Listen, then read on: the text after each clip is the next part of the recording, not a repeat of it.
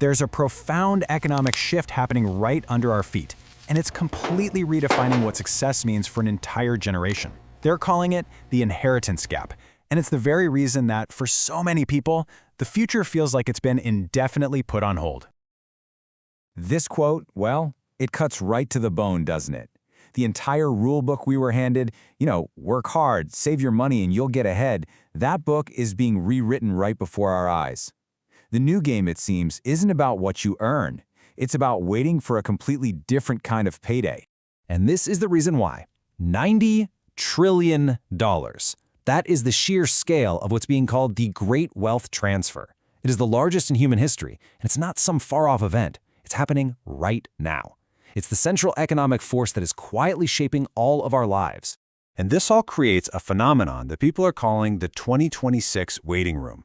Now, it's not a physical place, of course. It's more of a state of being, an economic and psychological limbo where millions of people feel stuck, just waiting for this tidal wave of inherited wealth to finally unlock their own lives.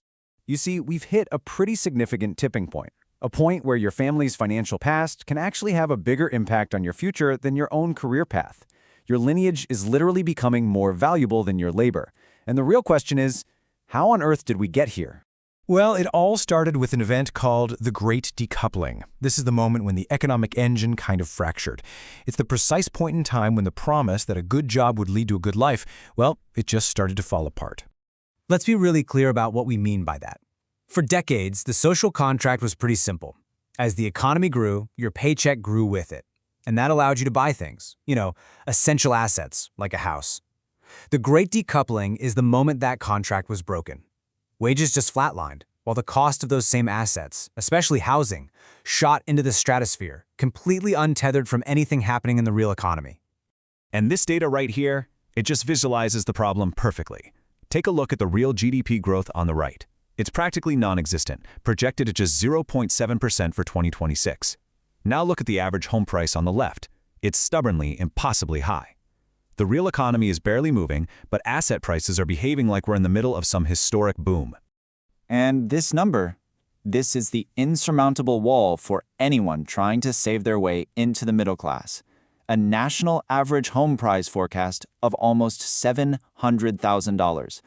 When wages aren't really growing, saving a down payment for a number this huge becomes, for most people, a mathematical impossibility. And this is the fallout. The ladder of success, the very notion of a meritocracy that we all bought into, it's being dismantled. Having a great career is no longer a golden ticket, and in its place, a new and much more rigid class system is starting to emerge. This new reality has created something that can really only be described as the genetic lottery. And it's a harsh term for sure, but it describes a brand new social divide. Those who are set to inherit wealth versus a rapidly growing class of permanent renters. The two paths forward are just starkly different. On one side, you have the inheritance halves. They can get into the housing market early and turn that property into an asset that just builds more and more wealth for them. And on the other side, the permanent renter underclass. For them, housing is just an expense. It's a huge monthly payment that does nothing but build equity for their landlord. One group is playing the game of assets. The other is stuck paying the bill. And the numbers here are they're undeniable. Your chances of owning a home are now directly, powerfully tied to whether your parents own property. If your parents own multiple properties, you're almost 3 times more likely to be a homeowner yourself compared to someone whose parents rent. It's become a shockingly accurate predictor of your own financial destiny. Okay, but this is where the story gets a little more complex. The common narrative you hear everywhere is that an entire generation is just financially struggling across the board. But what if that's not quite the whole picture? Think about this number for a second. While millions are completely locked out of the housing market, a hidden subgroup of young people saw their financial assets grow by over 13% in a single year. That fact just completely contradicts the simple story of the broke generation.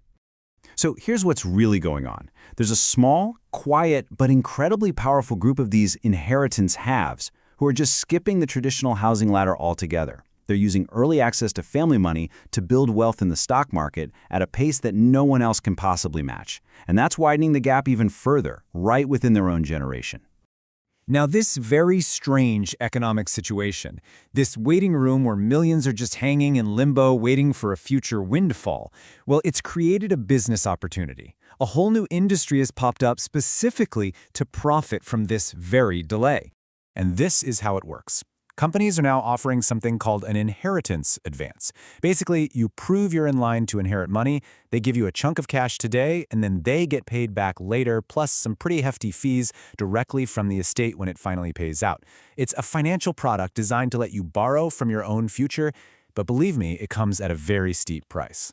And here's the really grim part. The reason this industry even exists is because people are putting their entire lives on hold. Marriage, having kids, making career moves, it's all delayed because they're stuck in that waiting room.